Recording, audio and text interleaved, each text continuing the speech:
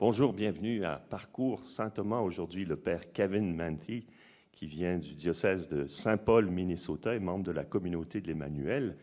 En plus, c'est son jour anniversaire. Alors, vous prierez pour lui, pour sa mission. Alors, il va nous parler de la prière personnelle et ce sera suivi d'une table ronde. Bon enseignement. Merci, Martin. Bon, on va commencer pour se confier à la Vierge. Au nom du Père et du Fils et du Saint-Esprit. Amen. Je vous salue Marie, pleine de grâce. Le Seigneur est avec vous. Vous êtes bénie entre toutes les femmes, et Jésus, le fruit de vos entrailles, est béni. Sainte Marie, Mère de Dieu, priez pour nous pécheurs, maintenant et à l'heure de notre mort. Amen. Au nom du Père et du Fils et du Saint-Esprit. Amen. Bon, j'ai la chance aujourd'hui de parler de la prière personnelle. On suit notre parcours d'après la Pentecôte. On suit toujours le livre d'Éphésiens. Donc, c'est le Père Martin qui a parlé d'Éphésiens chapitre 1. Il a parlé de la louange, l'importance de la louange. Et aussi, Laurence nous a parlé la semaine dernière sur Éphésiens 2 et le don du sacrement du pardon, de la confession. Donc, on suit notre parcours avec Éphésiens chapitre 3. Mais d'abord, je voulais vous partager une histoire très, très importante pour moi, une histoire personnelle qui s'est passée le 2 juin 2009. C'était un jour de conversion profonde pour moi et surtout un jour du don de Dieu. Et pour donner un peu le contexte, j'étais dans une retraite spirituelle à la manière de Saint Ignace, 8 jours de silence, et c'était ma première fois de faire ça. Et le 2 juin, j'étais en train de prier dans la chapelle. Et il y avait l'adoration eucharistique et j'ai médité les mystères du chapelet, le mystère du nativité de Jésus. Et pour moi, dans cet instant, après le format de la manière de prier de Saint Ignace, on entre dans la scène. Donc, c'était un don pour moi. Je n'ai pas fait exprès comme ça, mais c'était comme si j'étais Saint Joseph avec Marie et avec Jésus dans les bras. Et dans la scène, dans mon esprit, dans la prière, j'ai donné le bébé Jésus à sa mère Marie et grâce à Dieu, j'ai reçu le don de l'amour profond de Dieu par les yeux de Marie. Et donc, cet instant m'a bouleversé la vie et c'était l'expérience plus forte de ma vie et surtout l'expérience plus forte dans la prière. Et c'était grâce à ce moment que j'ai reçu la relation personnelle avec Jésus et avec Marie. Et en fait, c'est marrant parce que le texte d'aujourd'hui, Éphésiens 3, le lendemain ou 2 jours après cette expérience, j'ai vu ce texte dans les vitrailles de la même église. Et c'était ce passage qui m'a frappé pour montrer ce que j'ai déjà expérimenté. Donc, je vais partager quelques phrases d'Éphésiens 3, 14 jusqu'à 21. Pour moi, c'est l'expérience que j'ai reçue. C'est Paul qui prie pour les Éphésiens. C'est pourquoi je fléchis les genoux en présence du Père, de qui toute paternité au ciel et sur la terre tire son nom.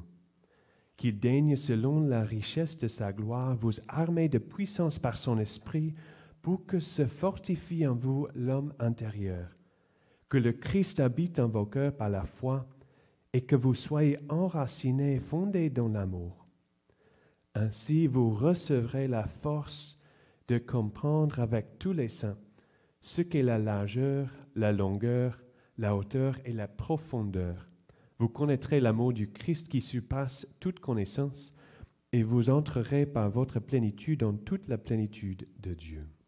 C'est ça que j'ai expérimenté, toute la plénitude de Dieu qui s'est penchée dans mon cœur.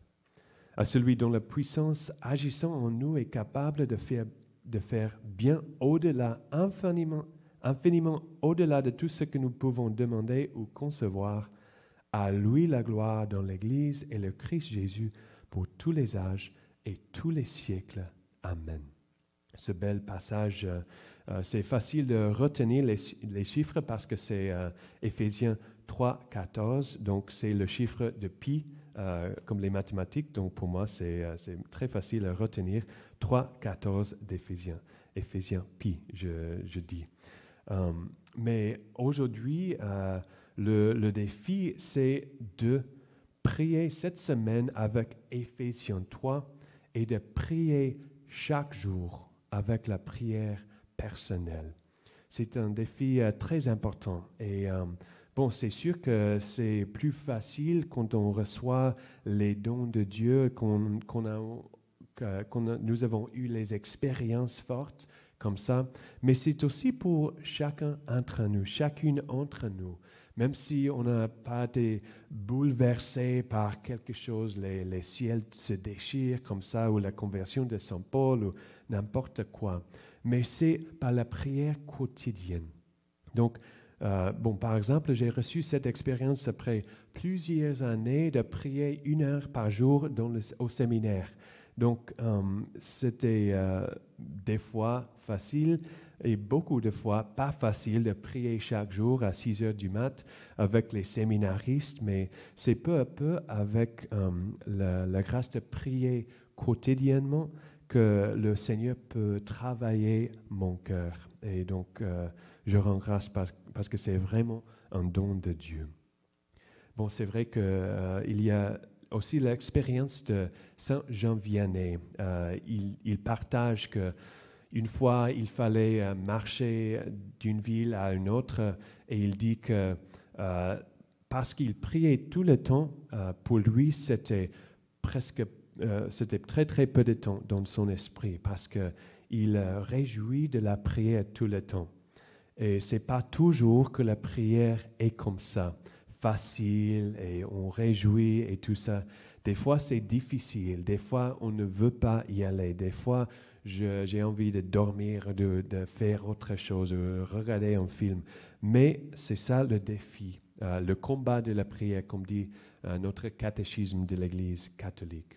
Donc, je vais parler de 3 choses aujourd'hui, 3 choses importantes. Et c'est à partir de la fusée de la prière. Et je vous invite à revoir le vidéo de Père Martin qui est sur YouTube sur la fusée de la prière. L'autre jour, j'ai demandé à Père Martin de me parler du fusil de la prière. Il était bien confus. Mais c'est la fusée de la prière. Donc, il y a 3 étapes de la fusée de la prière. La première étape, c'est prendre contact avec Dieu.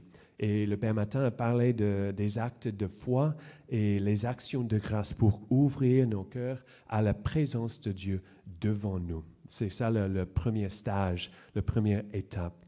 Donc, à partir de ça, je vais parler de cette phrase.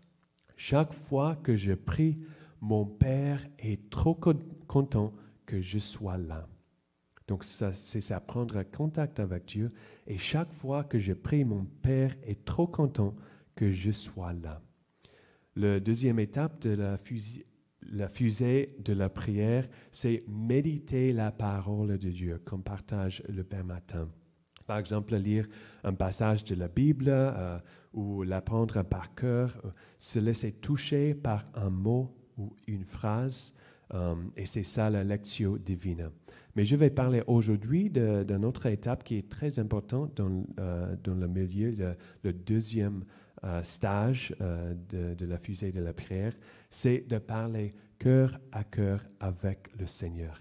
C'est ça, je crois, le plus important. Même si je n'ai pas reçu une forte expérience de la présence de Dieu, je peux parler avec lui cœur à cœur. Donc, la troisième étape de la fusée de la prière, c'est l'intercession. D'intercéder pour des personnes, des événements et aussi d'intercéder pour moi-même parce que je ne peux pas rien faire sans Dieu, comme Jésus dit dans Jean 15, quand il parle de la vigne et des serments. Et je vais parler sur l'intercession, que pour la prière, le but n'est pas de changer Dieu, mais de me laisser transformer par Dieu. C'est vraiment différent quand on pense de notre intercession. Le but n'est pas de changer Dieu, mais de me laisser transformer par Dieu. Donc, on va revenir maintenant à la première étape, prendre contact avec Dieu. Chaque fois que je prie, mon Père est trop content que je sois là. Donc, plusieurs fois, quand on va pour prier, c'est difficile parce que des fois, je sens mal parce que, par exemple, hier, je n'ai pas prié. Ou peut-être cette semaine, je n'ai pas prié. Ou peut-être dès le début de la pandémie, je n'ai pas prié. Donc, je sens mal pour m'approcher à Dieu parce que je pense, bon, il va me regarder avec les yeux trop sévères et bon, je ne veux pas ça. Je ne veux pas le confronter avec ma faiblesse, ma petitesse, mes péchés. Mais j'avoue que ce n'est pas comme ça. Chaque fois que je prie, mon Père est trop content que je sois là. Même si je n'ai pas prié hier, il est très heureux que je suis là aujourd'hui, maintenant. Même si c'est pour 1 minute, même si c'est pour 5 minutes, n'importe quoi, il est vraiment content que j'ai décidé de prendre ce temps avec lui. Donc si on commence comme ça, commencer la prière, c'est plus facile à le faire avec joie, parce qu'on sait que je donne de la joie à mon Père qui est dans les cieux. Je donne de la joie à Jésus. Je donne de la joie à l'Esprit Saint qui est déjà en moi. Donc, je vous invite à commencer avec ça. Bon, pour moi, il y a une chanson qui peut-être... bon, c'est de Ozzy Osbourne, donc je vous montre ce que j'ai écouté comme dans high school un peu. Mais il y a une chanson qui s'appelle « You looking at me, looking at you ». C'est ça le refrain. Toi qui me regardes, qui te regarde, je veux parler avec toi. Ce sont ça les paroles. Et en fait, c'est ça comment il faut commencer. Et même, je dirais que la même phrase, presque la même phrase est dans le catéchisme de l'Église catholique. Saint Jean Vianney a parlé avec un paroissien qui disait la même chose. Donc, c'est aussi dans le catéchisme, ce n'est pas que dans la chanson. Mais c'est vraiment bon à commencer avec ça. C'est toi, Dieu, qui me regarde et je te regarde en retour. Je veux parler avec toi. Simplement ça. Et c'est aussi comme ça que Saint Ignace nous invite à commencer notre temps d'adoration, notre temps de prière. C'est toi qui me regardes, qui te regarde de retour. Il y a une autre chanson, de nouveau, de Metallica qui s'appelle « Nothing Else Matters ». Bon, dans le temps de prière, c'est que ça qui est important. Même si j'ai des soucis, même si je suis dans la quarantaine, même si le boulot, c'est très, très difficile à ce moment, la seule chose qui est importante, c'est que je suis avec Dieu et le Seigneur est avec moi. D'abord, il me donne la grâce d'être là et j'ai répondu à cette grâce et je suis là et Dieu est content avec moi. Bon, c'est sûr qu'il est content parce que j'existe, parce qu'il m'a créé, mais aussi je lui donne la joie parce que je veux prendre ce temps avec lui. Donc, je vous invite à commencer vos temps de prière avec quelque chose comme ça. Toi, Seigneur, tu es là et tu me regardes et je retourne le regard à moi, à vous, à toi. Vous comprenez?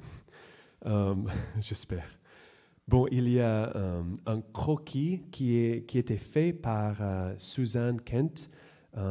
Elle était membre de la communauté de l'Emmanuel qu'elle repose dans la paix. Mais elle a fait un croquis, un sketch qui est très, très beau. Et en fait, c'est une femme qui est aux genoux, un peu baissée, devant l'autel avec l'ostensoir, avec Jésus. Et c'est l'ostensoir même qui se penche vers elle. C'est une image très, très belle. Et les paroles se tirent de Psaume 62. Des fois, les chiffres sont différents, mais 62. En Dieu seul repose mon âme. En Dieu seul repose mon âme. Et cette image, pour moi, ça montre ce qui se passe. Je suis là devant le Seigneur et c'est Jésus dans l'Eucharistie qui se penche pour être même plus proche à moi. Il est très, très proche dans l'Eucharistie, dans le tabernacle, dans l'église, mais aussi dans ma coin de prière dans la maison ou dans le bois, quand je prie Dieu dans le bois. Mais mon temps de prière, c'est Jésus qui se penche pour être même plus proche à moi. Pour moi, c'est un peu l'image qui est très, très belle. Bon, je ne peux pas contrôler les émotions que j'ai dans la prière. Des fois, je suis agité, j'ai beaucoup de distractions, je suis très fatigué. Bon, par exemple, hier, je crois que j'ai dormi la moitié de mon temps de prière. C'était une sieste de prière, plus ou moins. Mais quand même, j'étais là. Je ne peux pas contrôler mes émotions dans la prière si j'ai de la sécheresse ou si je reçois beaucoup de lumière de Dieu. C'est l'initiative de Dieu. Mais je peux contrôler si je prie ou si je ne prie pas. Donc, c'est ça le combat de la prière, comme dit le catéchisme. Je peux me mettre devant lui pour recevoir tout ce qu'il a pour moi. Le fondateur de la communauté de l'Emmanuel, Pierre Gossard, il a une phrase qui m'a frappé la première fois et chaque fois que je le lis, ça me frappe de nouveau. Il dit, quand vous êtes là, il faut prier, il faut aller adorer. Et il dit, même si vous êtes une bûche, vous allez adorer et laisser le Seigneur vous dorer comme le soleil. Même si j'ai rien du tout à donner à Jésus, même si je suis une bûche, même pas un animal, même pas une personne, même si je suis une bûche, je laisse le Seigneur dans l'Eucharistie, le Seigneur qui est partout, je le laisse me dorer comme le soleil. Bon, pour moi, c'est vraiment beau. Et l'ancien évêque de mon diocèse, Saint Paul Minneapolis, il disait, des fois, tout ce que je peux dire dans mon heure sainte, c'est « Seigneur, je suis là, aime-moi ». C'est tout. « Seigneur, je suis là, aime-moi ». Je suis trop fatigué ou je suis trop ennuyeux, je suis trop n'importe quoi pour prier fortement, mais je suis là, aime-moi. Donc, c'est ça la première partie, de prendre contact avec Dieu comme la fusée de la prière et de retenir. Chaque fois que je prie, mon Père est trop content que je sois là. Donc, la deuxième partie, c'est méditer la parole de Dieu, comme l'enseignement de Père Martin, la fusée de la prière. Et comme j'ai déjà dit, c'est très important de parler cœur à cœur avec Jésus. Des fois, c'est facile à parler cœur à cœur à partir d'un mot, d'un passage de la Bible que j'ai lu, par exemple, Éphésiens 3. Mais même si le passage de la Bible ne me touche pas vraiment aujourd'hui, je peux parler de mes émotions aujourd'hui. Seigneur, j'ai telle ou telle inquiétude, j'ai telle ou telle joie aujourd'hui, j'ai telle ou telle sécheresse ou j'ai n'importe quoi. C'est très important de parler cœur à cœur, de partager mes sentiments, de partager mes désirs avec Jésus. Bon, je vous invite pour aider à transformer nos sentiments, de lire de Sainte Thérèse de Lisieux, l'acte de défendre à l'amour miséricordieux. Donc, elle a écrit aujourd'hui, donc je ne sais plus quelle année, mais c'était le 9 juin elle a écrit cet acte d'offrande à l'amour miséricordieux. Donc, elle parle de sa petitesse, impuissance, de la souffrance qu'elle expérimente. Et elle offre toute sa vie à Dieu qui est l'amour miséricordieux. Bon, je le lis chaque année le 9 juin et ça m'aide à recevoir un tout petit peu les sentiments de Sainte Thérèse de Lisieux. Donc, je vous invite à lire ça. Mais aussi, quand on parle cœur à cœur, c'est pas juste de parler beaucoup à Dieu, de dire n'importe quoi, même de méditer la parole de Dieu. Des fois, on n'arrive pas à parler de cœur à cœur. Donc, on pense de telle ou telle théologie ou telle beauté de la foi, mais si ça ne touche pas mes émotions, mes sentiments, mes désirs, mes pensées plus profondes, ça n'arrive pas jusqu'au bout en moi. Donc, si la prière, c'est une relation avec Dieu, si c'est l'amitié avec Dieu, il faut parler, même si c'est pour quelques instants, de cœur à cœur avec le Seigneur, pour parler et pour écouter ce qu'il veut parler à moi. Des fois, je n'entends rien, mais des fois, le Seigneur me surprend avec ce qu'il veut dire à moi. Bon, de comprendre ça comme l'amitié, je crois que c'est très important. Et c'est comme ça que C.S. Lewis, qui a fait The Chronicles of Narnia, il a écrit cela. Mais il a écrit aussi un livre qui s'appelle Les 4 amours. Il parle de plusieurs espèces de l'amour. Et ça m'a aidé à comprendre ce qu'on fait avec les différents types d'amour. Et aussi, il y a quelques semaines, le 3 mai, sur le balado « On n'est pas du monde » du Verbe, le Verbe, Laurence, qui a parlé la semaine dernière à nous, elle a parlé des 4 amours de ce livre de C.S. Lewis. Donc, je vous invite à écouter ce podcast, ce balado aussi. Bon, c'est ça les premières 2 parties. D'abord, c'est prendre contact avec Dieu. Donc, chaque fois que je prie, mon Père est trop content que je sois là. Deuxièmement, de méditer la parole de Dieu et de parler cœur à cœur avec le Seigneur Jésus, avec mon Père, avec l'Esprit Saint. Donc, la 3e étape de la fusée de la prière, c'est l'intercession. De prier pour les autres, de prier pour les événements, de prier pour moi-même, parce que je ne peux rien faire sans Dieu. Donc, je dirais de nouveau, le but n'est pas de changer Dieu, mais de me laisser transformer par Dieu. De me laisser transformer par Dieu.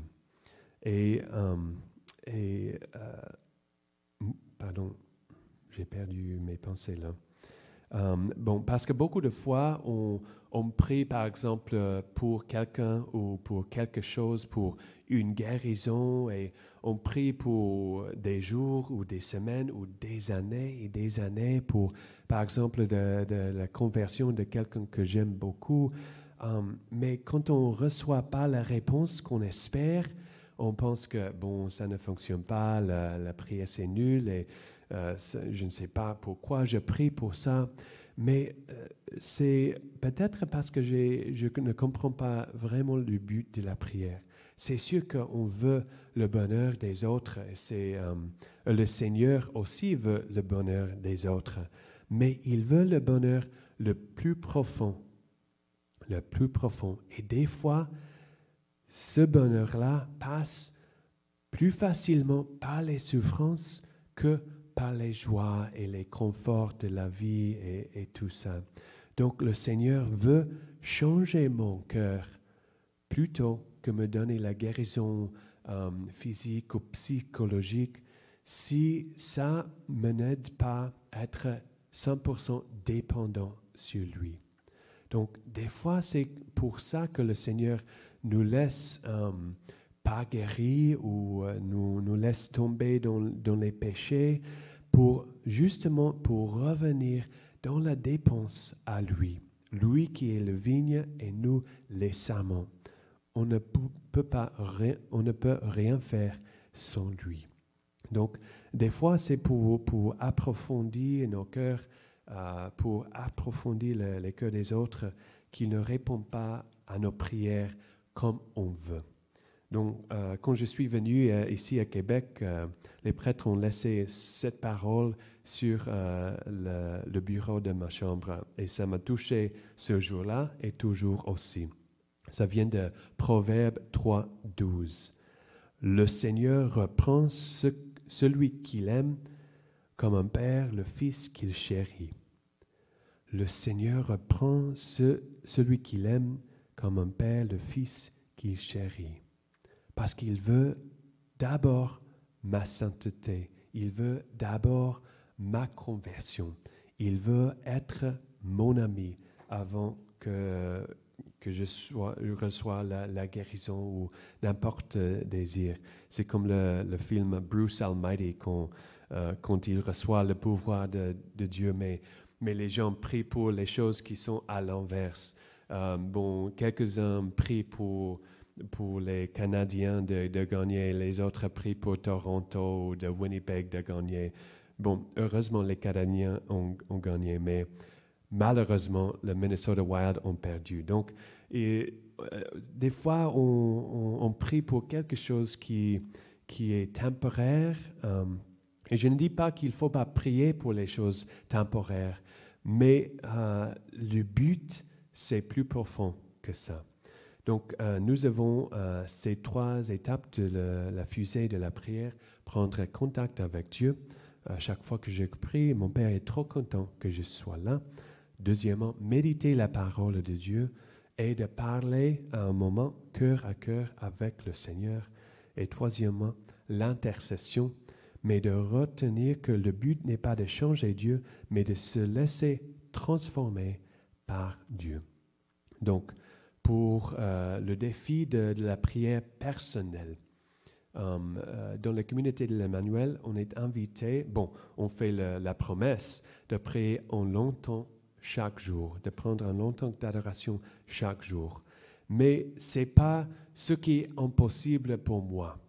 Ce n'est pas ce qui était un long temps pour moi quand j'étais au séminaire ou à l'ESM, l'école d'évangélisation et de mission, quand on priait 1 heure ensemble. Mais maintenant, peut-être, j'ai une femme et 3 enfants et c'est plus difficile à faire ça. Ce n'est pas ce qui est un long temps pour quelqu'un d'autre. Mais je vous invite à méditer, c'est quoi un long temps chaque jour pour moi aujourd'hui, comme je peux, dans la pandémie qui change de jour en jour. Donc, c'est ça le défi, de prier chaque jour. Donc, c'est comme ça qu'on peut approfondir notre relation d'amitié de Dieu, de préparer nos cœurs, de s'ouvrir nos cœurs pour recevoir la grâce qu'il veut nous donner. Et aussi, le passage pour méditer cette semaine, c'est Éphésiens 3. Donc, merci pour être avec nous aujourd'hui et on va se trouver à la table ronde dans quelques instants. Que Dieu vous bénisse.